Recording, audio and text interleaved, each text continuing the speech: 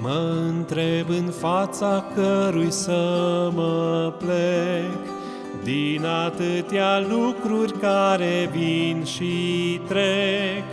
Și mă întreb în fața cărui să mă închin, din atâtea lucruri care trec și vin.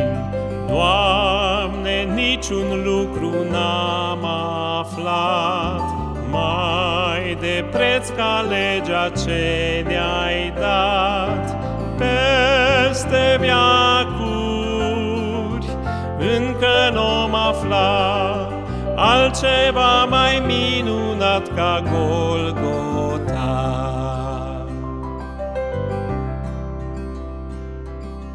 Glasurile lumii se întețesc tumult, mă întreb pe care oare să-l ascult.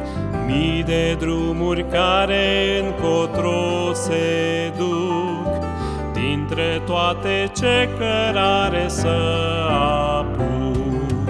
Doamne, niciun glas n-am ascultat mai frumos ca Cel ce ne-a creat.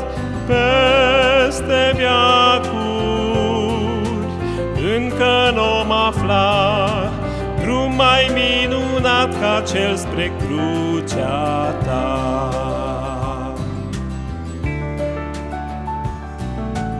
Nume după nume e strigat sub zări, cărui nume oare s-aduc închinări.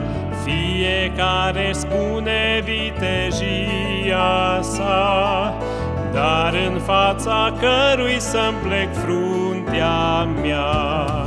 Doar un singur nume mare sfânt umple cerul întreg și întreg pământ.